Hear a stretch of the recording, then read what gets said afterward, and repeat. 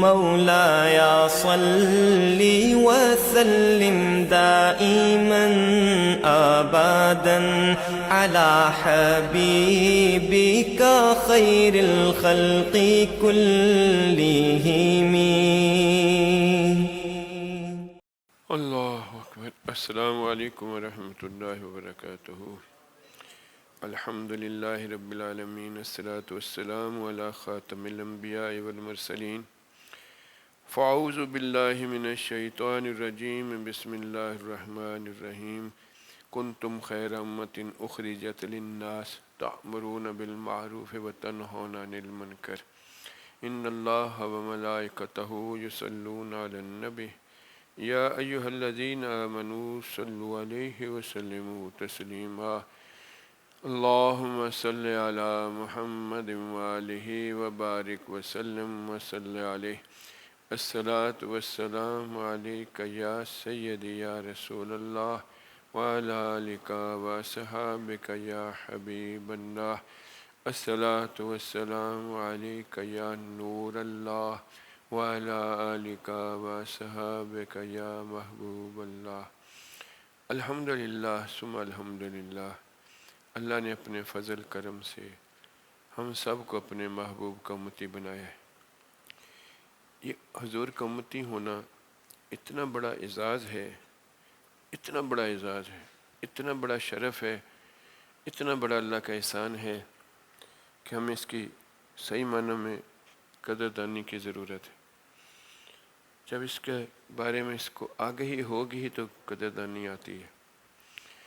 اللہ، میرا اور آپ کا اللہ پہ ایمان ہونا یہ حضور صلی اللہ علیہ وسلم کی امت میں پیدا ہونے کے سبب سے ہے.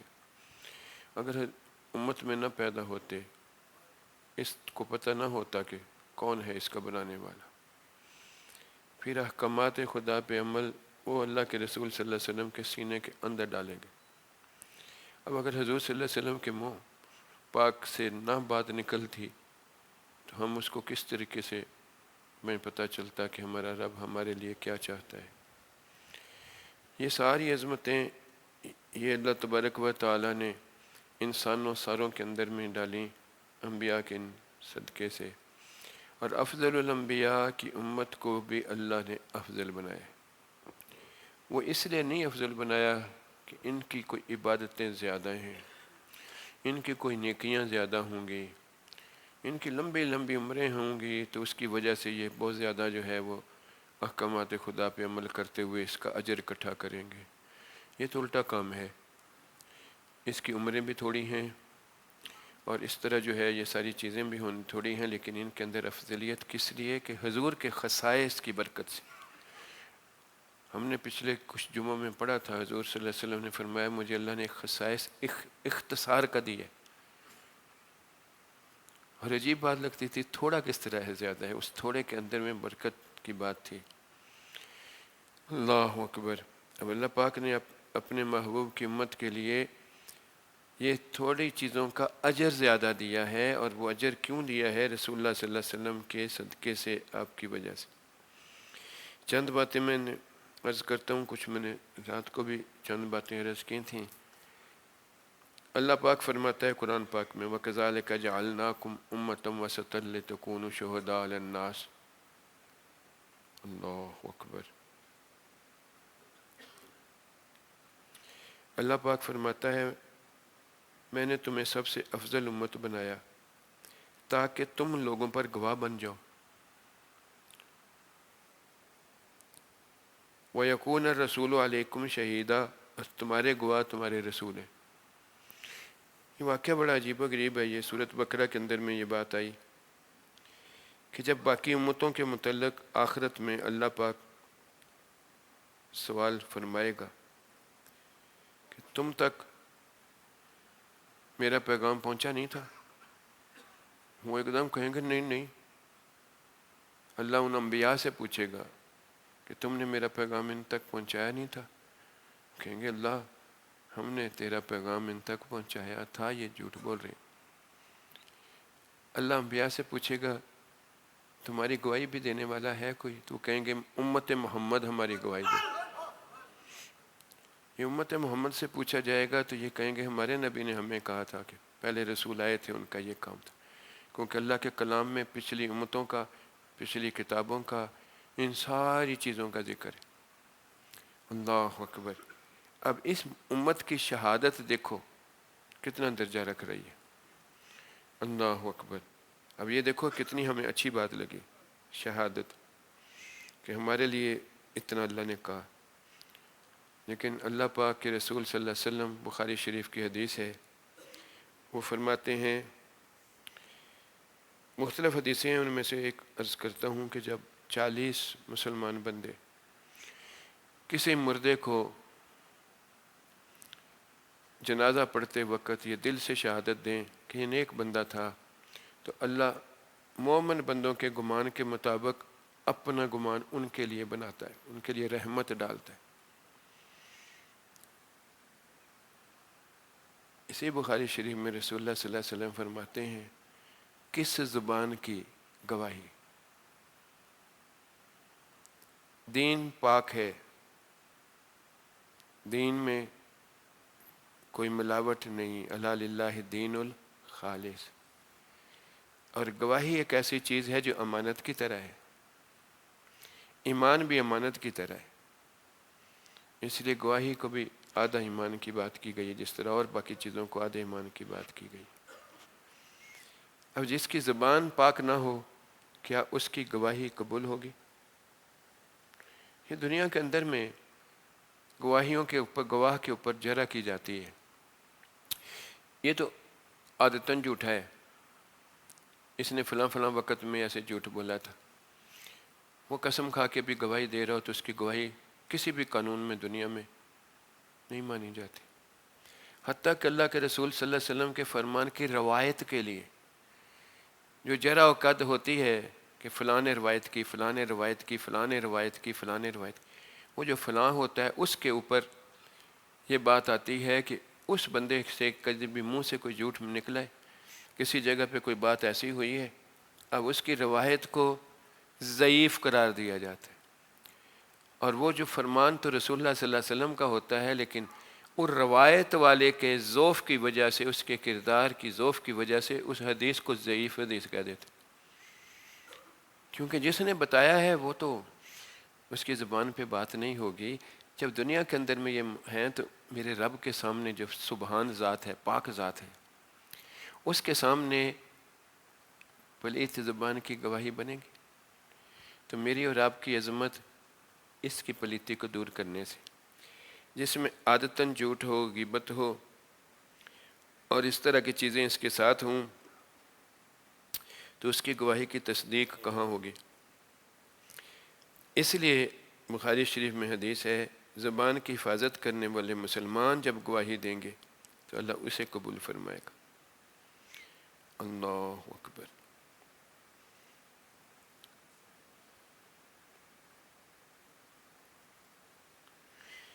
اللہ اکبر۔ اللہ تبارک و تعالیٰ نے ہمارے لیے باقی ساری امتوں سے نہ صرف اجر زیادہ دیے ہیں، بلکہ احکامات بھی ہمارے لیے آسان کر کے رکھ دیے۔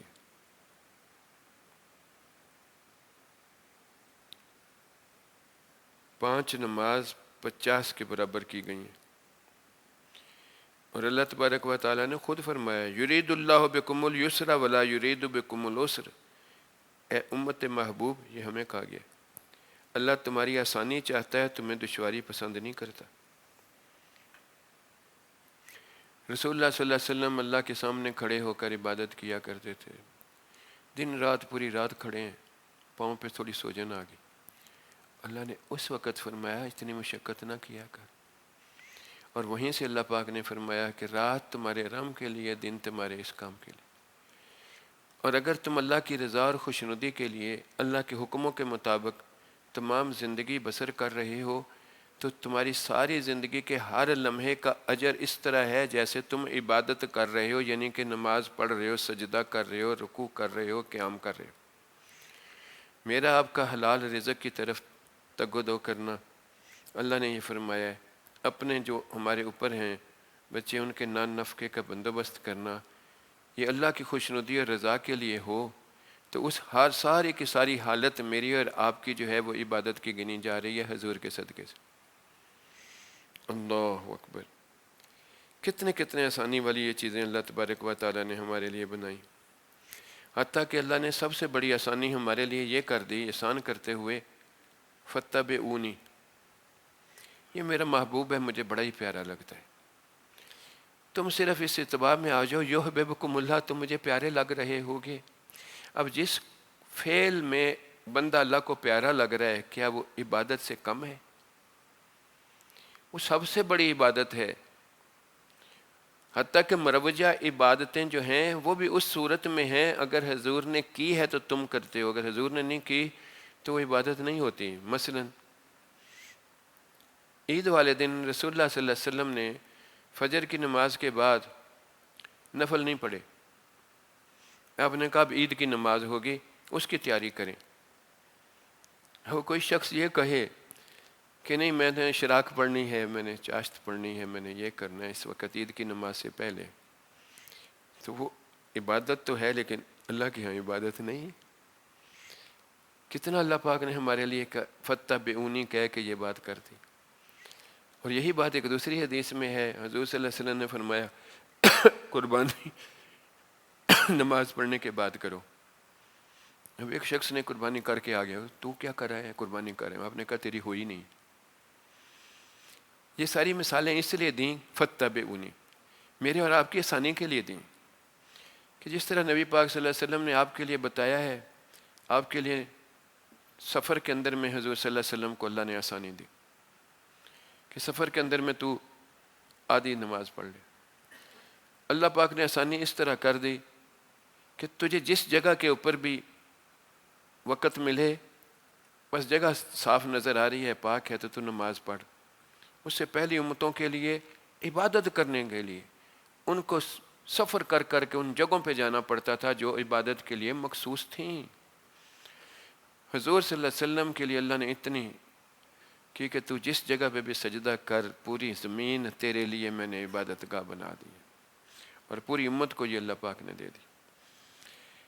اللہ اکبر، پانی نہیں ہے تیرے پاس وضو کے لیے تو تیمم تیرے لیے کر دیا۔ اور دیکھو اللہ پاک کو، جو اللہ کے بندے اپنے محبوب کے ساتھ، اس کے محبوب کے ساتھ بہت زیادہ وفا اور اخلاص کے ساتھ ہوتے ہیں، اللہ کو وہ اتنے پسند آتے ہیں کہ ان کی اداؤں کو، ان کی ان باتوں کو اللہ آسانی کے لیے بتا دیتا ہے، جس طرح یہ تیمم والی آیتیں آئیں۔ یہ بڑا عجیب و غریب، بڑا حسین واقعہ ہے۔ اما عائشہ کا ہار گم ہو گیا تھا، اس کو ڈھونڈ رہے تھے، تو انہوں نے تھوڑی دیر ہو گئی تو ادھر ہی قیام کر لیا۔ لوگوں کے ذہنوں میں آئی بات، یہ اماں نے قیام کروایا ہے۔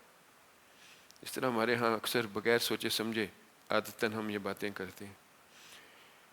اب لوگوں کو تھا کہ یہاں پانی نہیں ہے، اور اگر یہاں صبح ہو گئی تو نمازیں کیسے پڑھیں گے، وضو کیسے ہوگا۔ صدیق اکبر رضی اللہ تعالیٰ عنہ کو لوگوں نے کہا تیرے گھر والوں نے یہ حضور صلی اللہ علیہ وسلم کو روک لیا ہے۔ اماں عائشہ فرماتی ہیں کہ وہ ہمارے خیمے میں آئے، نبی پاک صلی اللہ علیہ وسلم نے میرے زانوں پہ سر رکھا تھا اور تھوڑا آرام فرما رہے تھے۔ وہ مجھے گھورتے رہے، مجھے ادھر پہلو میں انہوں نے ایسے کیا کہ تیری وجہ سے ایسے پانی نہیں ہے ادھر، یہ ادھر اس طرح ہے، بعد میں لوگ کیا کریں گے، وضو کس طرح ہوگا۔ کہتی میرے لیے یہ بات تھی کہ میں اگر ہلی تو حضور صلی اللہ علیہ وسلم کا سر مبارک ہل جائے، آپ کہیں اٹھ نہ جائیں تھوڑی دیر، آپ کی مرضی ہے۔ اللہ پاک نے جب یہ دیکھا کہ یہ باپ کی ڈانٹ بھی برداشت کر رہی ہے میرے نبی کے لیے، حتیٰ کہ دیر ہو گئی، نماز کا وقت ہو گیا، اللہ نے اس وقت تیمم کی آیات نازل کر دی۔ پھر لوگ کہنے لگے اے آل ابو بکر، تیری رحمت آج ہی نہیں، اس سے پہلے بھی تیری سے اللہ نے ہمیں لیے آسانیاں فرمائی ہیں، کتنی رحمتیں دیں۔ اللہ اکبر اللہ۔ پھر اور شریعت کے اندر میں آسانیاں کیا دیں اللہ نے؟ کوئی پلیت چیز ہوتی تھی تو اس کو پاک کرنے کے لیے اس کو کاٹنا پڑتا تھا، کپڑا گندگی لگی ہے کاٹ دو اس جگہ کو، پھر نیا ہی لینا پڑتا تھا نا۔ اللہ کے رسول صلی اللہ علیہ وسلم نے فرمایا نہیں، اس کو دو 3 دفعہ پانی بہاؤ، اس سے وہ جگہ پاک ہو گئی ہے تمہارے لیے، وہ کپڑا آپ کے لیے پاک ہو گیا ہے۔ بدن پاک کرنے کے لیے پانی نہیں ہے تو تیمم کی بات آ گئی۔ یہ ساری آسانیاں اس امت کو شریعت کی حضور کے صدقے سے ملی۔ تو اتباع کی بات کر رہا تھا میں، ایک بندے کا کوئی لمحہ عبادت کے بغیر نہیں ہو سکتا جب کوئی بھی لمحہ اس کا حضور صلی اللہ علیہ وسلم کے معمول کے مطابق ہو۔ اگر سوتے ہوئے حضور صلی اللہ علیہ وسلم کا ذہن میں ہو کہ حضور کیسے سوتے تھے، یہ ساری رات سویا ہوا ہے لیکن حضور کے ڈیزائن میں سویا ہوا ہے، اللہ کے ہاں لکھا جا رہا ہے عبادت۔ اٹھ کے کپڑے پہننے لگتا ہے، وہ ہر ایک نے پہننے ہیں، اللہ کے پیارے محبوب کے ڈیزائن کو یہ اختیار کرتا ہے، قمیض پکڑتا ہے، جھاڑتا ہے، پھر اس کے اندر میں بازو دایاں بایاں پھر اس طرح، وہ ویسے بھی پہن سکتا ہے لیکن جب اس طرح پہن رہا ہے تو اللہ کو پیارا لگ رہا ہے، فرشتہ لکھ رہا ہے سنت کے مطابق، عبادت کے اندر میں ہے۔ اللہ اکبر، وہ چل کے باتھ روم میں جا رہا ہے، قدم چک یہ رکھتا ہے اس کے اندر، وہ عبادت میں سارے قدم لکھے جا رہے ہیں۔ اللہ اکبر، باہر نکلتے ہوئے قدم نکالتا ہے، عبادت کے اندر لکھا جا رہا ہے، وہاں بیٹھے ہوئے وہ دعا پڑھتا ہے، اللہم انی اعوذ بک من الخبث والخبث، عبادت میں لکھا جا رہا ہے۔ فارغ ہو کے غفرانہ کا کرتا ہے، اللہ پاک اس کے لیے یہ سارے کام کر کے۔ گھر میں داخل ہوتا ہے، مسلمان دوسرے کے پاس جاتا ہے، السلام علیکم کہتا ہے، عبادت لکھی جا رہی ہے۔ دوسرا جو ہے وہ اس نے میرے پہ سلامتی کہی ہے، اس کے جواب میں وہ وعلیکم السلام ورحمۃ اللہ کہہ رہا ہے، عبادت۔ ایک مسلمان دوسرے مسلمان کو حضور نے فرمایا دل کے اندر میں اس کے لیے برائی نہ رکھو تو پیار رکھتے ہوئے، اس کے لیے خوش عقیدہ رکھتے ہوئے، خوش فہمی رکھتے ہوئے، اس کے لیے نیک تمنا رکھتے ہوئے صرف مسکرا کے اس کی طرف دیکھتا ہے اللہ کی خوشنودی کے لیے، تو اللہ اسے حج اور عمرے کے برابر کے ثواب دے رہا ہے۔ عجیب بات ہے، سب سے بڑا صدقہ اسے دے رہا ہے، اپنے گھر والی کو، اپنے بچے کو اللہ کا دیا ہوا انعام اللہ کا دیکھتے ہوئے صرف دیکھتا ہی ہے تو اس کو اسی طرح اتنا ثواب مل رہا ہے۔ ایک دوسرے کو چھوٹا تحفہ دیتا ہے تو اللہ پاک اس کو جو ہے وہ جنت میں اس کے بدلے میں دینے کا وعدہ فرما لیتا ہے چیزوں کے، یعنی دوسرے کے لیے دل میں برائی نہ رکھتے ہوئے اس طرح کی۔ بھائی یہ حضور کی شریعت میں یہ باتیں آئی ہمارے لیے خواہ میں اجر و ثواب دینے کے لیے۔ کوئی لمحہ بندے کا ایسا نہ ہو جو عبادت سے خالی ہو، صرف حضور کے ڈیزائن میں آنے کے لیے۔ اپنے چہرے کو حضور کے ڈیزائن میں رکھتا ہے، ٹھیک ہے نا، سنت کے مطابق مٹھی بھر یہ داڑھی مبارک رکھتا ہے تو یہ اللہ کو پیارا لگ رہا ہے۔ یہ اپنے ڈیزائنوں کے حساب سے، یہ اپنے آپ کو خوش کرنے کے لیے یہ کاٹتا پھڑتا ہے تو حضور فرماتے ہیں جس کو رغبت نہیں میری سنت سے، میرا ہی نہیں، وہ کس کو خوش کرتا پھر رہا ہے؟ وہ اپنے آپ کو دھوکہ دے رہا ہے۔ کیوں؟ اصل بات یہ ہے، جانتا تو ہے کہ حضور، لیکن اس کا دل دھڑکتا نہیں نبی کے لیے، اندر بات نہیں اتر رہی، اس کو پتہ ہے ان ساری چیزوں کا، وہ تسبیحاں پھیر کے مر رہا ہے لیکن بات اس کی بنی نہیں کہ جو اس طرح اندر ہی تیرا اس طریقے ساتھ ہو تو تیری وہ چیز اس طریقے سے بنے۔ گناہ اور نیکی دونوں اس طرح ہیں جیسے پاک اور پلیت چیز ہو، دونوں کو مکس کر دے تو کیا بات بنے گی؟ اس لیے اللہ نے کہا پورے کا پورا داخل ہو جا، اور یہ بات اس وقت آئی، یہ اس وقت نہیں آئی تھی کہ جب ایک چیز کوئی رہ گئی تھی تو اللہ نے انہیں یاد دہانی کے لیے کہا کہ پورے کا پورا داخل ہو جا، نہیں، یہ اس وقت آئی جب اللہ اکبر وہ بڑے بڑے لوگ جو پہلے اپنے اپنے وقت کے انبیاء کی عبادت کے کہنے کے مطابق اللہ کے احکامات کے اوپر عمل پیرا تھے، جس طرح عبداللہ بن سلام رضی اللہ عنہ اور اس طرح کے دوسرے، اب ان احکامات میں ان نبی کی شریعت کے مطابق جس طرح اونٹ کا گوشت حرام تھا، ابھی بھی یہود اونٹ کے گوشت کو بہت تکلیف ہوتی ہے، ابھی عربوں اور یہودیوں کے اندر میں باقی اختلافات کے ساتھ یہ اختلاف بھی بڑا ہے کہ ادھر اونٹ غربت سے کھایا جاتا ہے، ان کو تکلیف ہے، اس طرح گائے کی تکلیف ہے انڈین کو۔ اللہ اکبر، اب حضور صلی اللہ علیہ وسلم نے کہا یہ اونٹ حلال ہے، وہ سالوں سال اس لیے نہیں کھاتے تھے کہ اس کو حرام کہا گیا تھا، اب کھانا شروع کیا کہ حضور نے فرمایا حلال ہے، اس کھانے میں چاہت نہیں آتی تھی، رغبت نہیں آتی تھی، چاہت اور رغبت نہیں آتی تھی۔ اللہ نے اس وقت یہ آیت نازل کی، یا ایھا الذین آمنوا ادخلوا فی السلم کافہ، پورے کا پورا داخل ہو، اپنے دل میں وہ چاہت اور رغبت پیدا کر جو میرے محبوب کی چاہت اور رغبت ہے۔ اللہ اکبر، اللہ اکبر۔ یہ چاہت اور رغبت پیدا ہو نہیں سکتی قلب کے اندر میں جب تک قلب کے اندر میں وہ روشنی نہ آئے۔ صحابہ کیوں مرتے تھے ہر چیز سنت کے لیے اختیار کرنے کے لیے؟ اس لیے کہ یہ دل کے اندر میں وہ روشنی آئی تھی کہ اللہ کو پیارا لگ رہا ہے۔ ہم سارے مانتے ہیں اللہ کو پیارا لگتا ہے، لیکن تیرا میرا من نہیں کرتا اس پیار لگنے والے میں داخل ہونے، کیونکہ اندر داخل نہیں ہوئی وہ روشنی۔ حتیٰ کہ ایمان بھی، ہم مسلمانوں کے گھر پیدا ہو گئے، ایمان والے ہیں، ہاں جی ہاں، تو قرآن پاک میں ہمیں بڑی عجیب و غریب ایک دلیل، آمنا عرابی آیا کہتا ہے میں ایمان لے آیا ہوں۔ اللہ نے فرمایا قل لم تؤمنوا، میرے محبوب اسے فرمایا لم تؤمنوا ولکن قولوا اسلمنا، بلکہ کہ تسلیم کیا ہے۔ ولما يدخل الایمان فی قلوبکم، ایمان تو اس وقت ہوگا جب دل کا حصہ بن جائے گا، اندر داخل ہو جائے گا، اب دل خود بخود ان کاموں کے اوپر کرے گا۔ اللہ اکبر۔ یہ تھی وہ حضور صلی اللہ علیہ وسلم کے ساتھ محبت جو صحابہ کے اندر یہ داخل کر دیتی تھی، اور اس کی اتباع کے اندر میں وہ آٹومیٹیکلی اس اتباع کے اندر میں داخل ہو جاتے، ایک ایک سنت ان کو پیاری بن جاتی تھی اور اللہ کو وہ پیارے لگتے تھے۔ یہ اس شریعت کے تقاضا تھا، یہ حضور صلی اللہ علیہ وسلم کے ساتھ یہ آسانی کے مظہر تھے۔ اللہ پھر اگر کوئی غلطی ہو جاتی تھی باقی قوموں کے اندر، اس کے ماتھے پہ لکھا جاتا اللہ کے رسول کی امت میں پردہ ڈال دیا گیا۔ یہ کتنا بڑا احسان ہے اللہ کا۔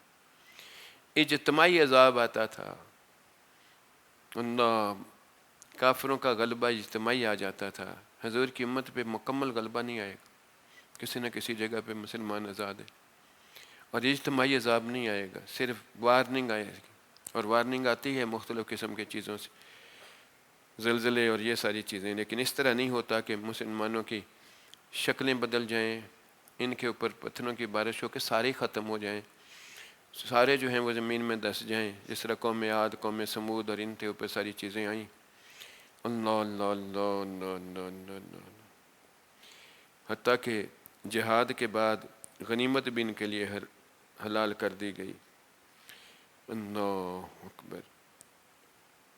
پھر یہی نہیں، پھر اعمال کا اجر کثرت میں اختیار کر دی، کیونکہ اللہ نے حضور کو خصائص میں کہا تھا اِنَّا أَعْطَيْنَاكَ الْكَوْثَرَ، تو یہ ہر چیز میں کثرت، ٹھیک ہے نا، اب اس کے اندر بھی کثرت، ٹھیک ہے نا۔ اللہ، اور اللہ نے کہا میری مرضی ہے، میں جسے جو چاہوں دوں، مجھے اپنے محبوب کی امت پیاری ہے، اس لیے اس کو میں تھوڑے کو بھی میں زیادہ دوں گا۔ اللہ اکبر۔ یہ تھوڑی عمروں میں بھی ان کو ان کے برابر میں کروں گا۔ یہ اللہ تبارک و تعالیٰ نے پھر مختلف چیزیں بنا دیں، ٹائم دے دیے جن میں اللہ کی رحمتیں جو ہیں وہ زیادہ آتی۔ اللہ اکبر۔ اوقات اللہ نے بتا دیے کہ ان میں میری رحمت ہو رہی ہوتی ہے، تم ان میں دعا کرو، میں سننے کے لیے زیادہ تیار ہوتا ہوں۔ روزانہ رات کو رب کہتا ہے تہجد کے وقت میں تو اٹھ کے میرے سامنے آ، تو اس طرح میں تیرے لیے مائل برحمت ہوتا ہوں کہ تیری اپنی شعور میں آ ہی نہیں سکتا۔ اللہ اکبر۔ پھر یہی نہیں، یہ ہر رات کے علاوہ کسی وقت بھی اگر سمپل یہ ہے بارش ہو رہی ہو تو بندے دعا کرو، اللہ کی رحمت ہے، تمہاری دعا قبول ہو رہی ہوگی۔ اللہ، کسی رحمت والی جگہ پہ جاؤ تو وہاں دعا کرو جہاں اللہ کی رحمت ہے، کعبے کا صرف دیدار کرو پہلی دفعہ تو دعا کرو، قبولیت والی ہے۔ مسجد کے اندر میں داخل ہو جاؤ اور آتے ہی اللہ سے مغفرت طلب کرو، اللہ دینے کو تیار ہوتا ہے۔ میرے گھر میں آ گیا، اللہ اکبر۔ رمضان آ جائے تو ان میں جی نفل فرض کے برابر بننے شروع ہو گئے۔ اللہ، شب برات کا، رات کا آخری پہر، اسی طرح رمضان مبارک کا، یہ ساری چیزیں جو ہیں نمازوں کے درمیان میں اللہ پاک نے کہا کہ جو میرے ڈر سے اگلی نماز کا انتظار کر رہا ہے کہ پڑھنی ہے، اور وہ دوسری پڑھتا ہے تو درمیان والے سارے صغیرہ گناہ تو میں اس کے وضو کرنے سے مٹا دیتا ہوں۔ اللہ اکبر۔ پھر ایک دوسرے کے لیے جو دعا کرتا ہے تو اللہ اس بندے کو اپنی رحمت دے دیتا ہے، کیونکہ اللہ کہتا ہے بندے کے اوپر میرا حق ہے، میرا بندہ ہے، یہ میرے بندے کے لیے دعا کر رہا ہے، اس کے لیے بلا کر رہا ہے۔ تو اللہ پاک فرماتا ہے میں شروع تیرے سے کروں گا، اور وہی دعائیں جو دوسرے کے لیے کرتا ہے اس کا ڈیزائن اللہ اس سے شروع کرتا ہے۔ ماں باپ دعائیں اتنی کر رہے ہوتے ہیں، اللہ ان کو اتنا اجر اور صلہ دے رہا ہوتا ہے بچوں کے لیے، ٹھیک ہے نا۔ بچے جب دعا کرتے ہیں اللہ اس کے لیے صلہ دے رہا ہے۔ اللہ اکبر۔ حتیٰ کہ یہ امت قبروں میں جائے گی تو گناہوں کی گٹھڑیاں ہوں گی، حدیث مبارک ہے۔ وہ باہر جب نکلیں گے اس وقت حشر کے لیے تو ڈھیلے ڈالے ہوں گے۔ کیا ہوا ہے؟ یہ پچھلے لوگوں کے دعا کرنے کی وجہ سے۔ اس نے کوئی اللہ کے راستے میں کوئی چیز ڈال دی ہے تو بس اس وقت اجر مل گیا؟ نہیں، اس جگہ پہ جتنی دیر اللہ کی عبادت ہو رہی ہے وہ ساری کا ثواب اس کو جا رہا ہے۔ یہ حضور کی امت کے لیے خصائص میں سے خصائص۔ اللہ اکبر۔ اللہ مسجد میں حصہ ڈال دیا ہے، مسجد میں نماز کوئی پڑھ رہے ہیں، وہ نگلی 5ویں نسل آ گئی ہے نمازیں پڑھ رہے ہیں، لیکن اس کا ثواب ڈالنے والے کو بھی دیا جا رہا ہے۔ اللہ جس نے اپنے بچے کی تربیت کر دی ہے، بچہ نماز پڑھ رہا ہے، اس کا ثواب اس کو جال رہا ہے۔ ربنا اغفر لی ولوالدی، رب اس کے اوپر رحمت کر رہے۔ اللہ اکبر۔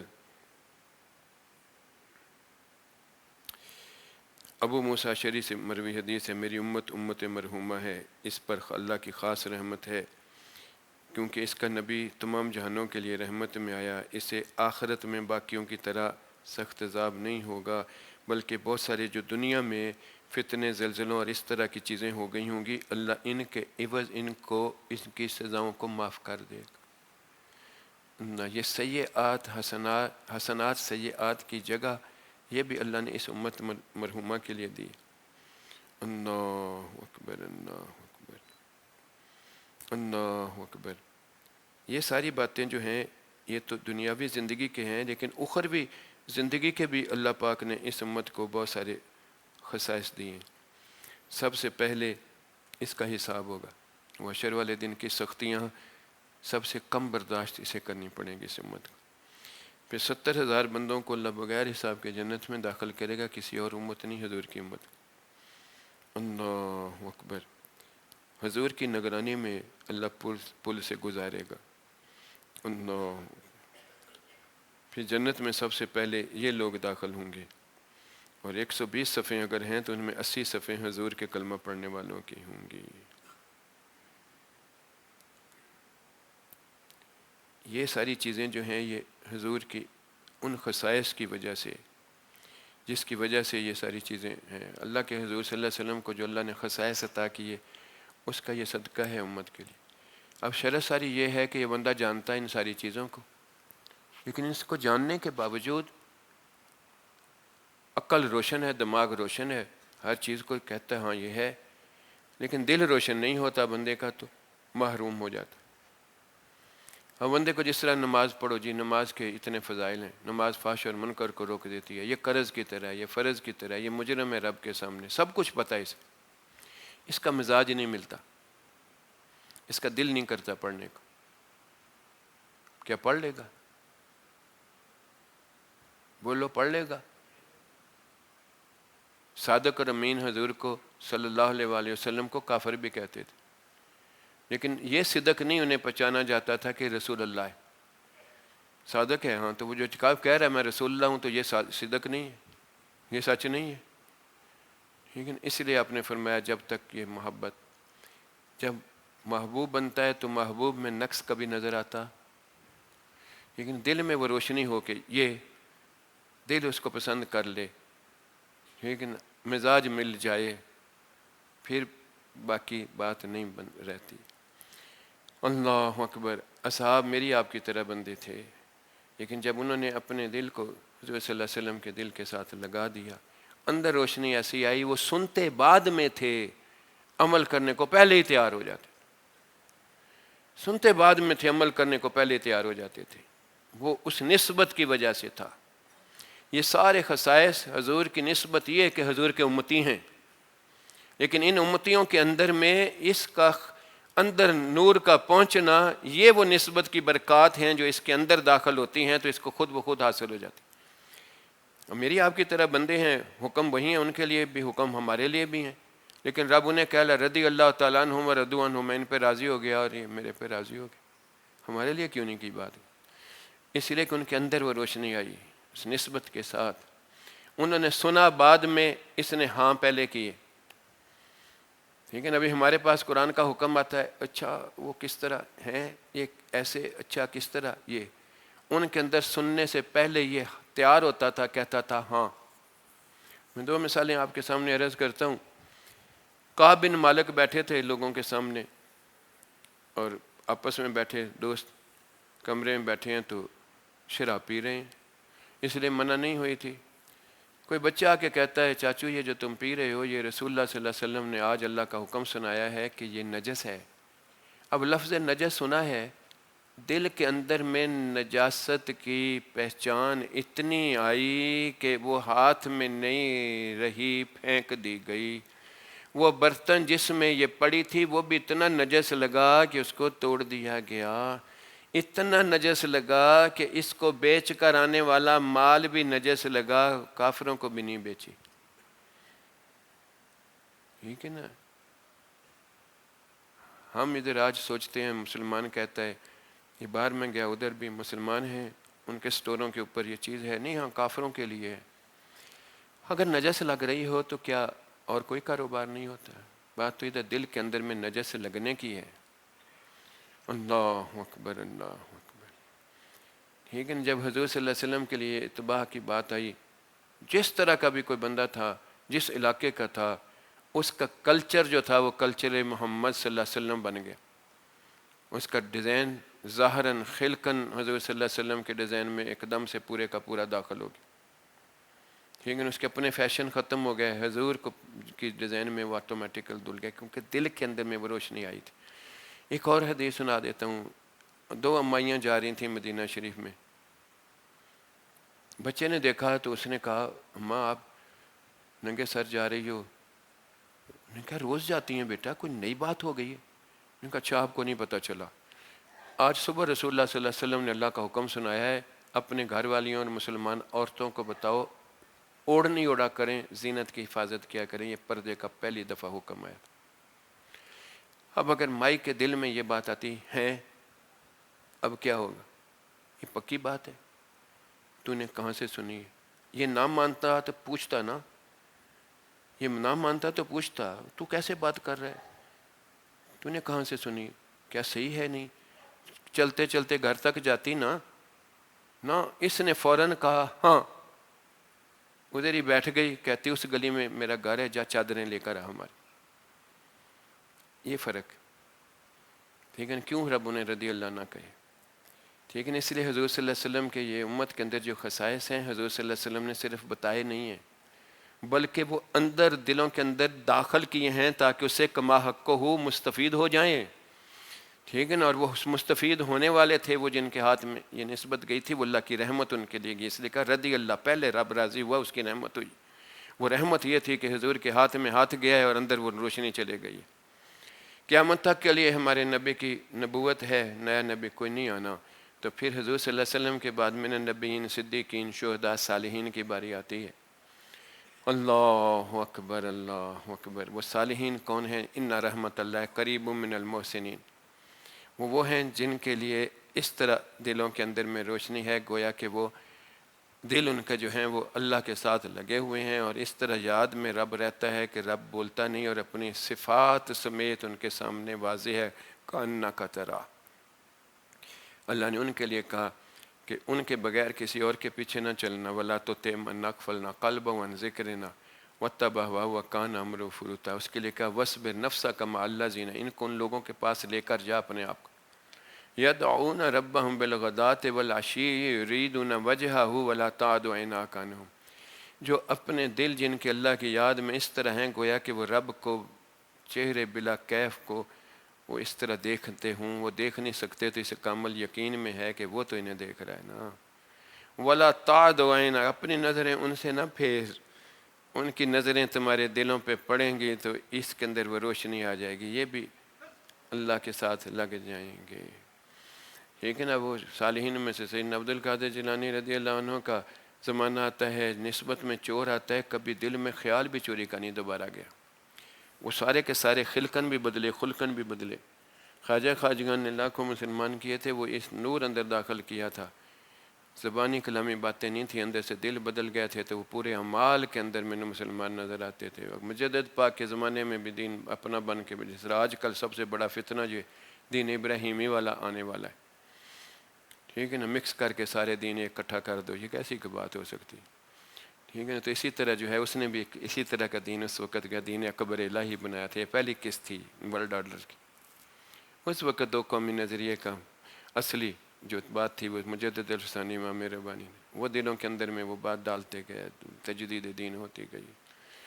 الحمدللہ، الحمدللہ، تحدیث میں نعمت کی بات ہے۔ اس دور میں الحمدللہ ان سلاسل کا نور میرے مرشد کے سینے میں بالواسطہ بلا واسطہ نسبت میں پہنچنے کی دیر ہے۔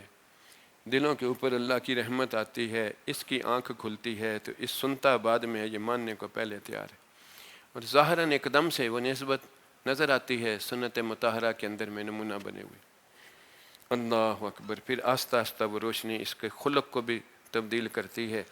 اللہ پاک جو ہے ہم سب کو استقامت دے، اور اللہ کے محبوب کی امت میں پیدا ہونے کو ہمیں اللہ شکر گزاری کا موقع دے، کیونکہ جب شکر کرتا ہے تو اللہ اس کو بڑھا دیتا ہے نعمت کو۔ لَإِن شَكَرْتُمْ لَأَزِيدَنَّكُمْ۔ شکر یہ نہیں ہے ہاں جی ہاں جی شکر، شکر یہ ہے پھر اس کو اختیار کر لے۔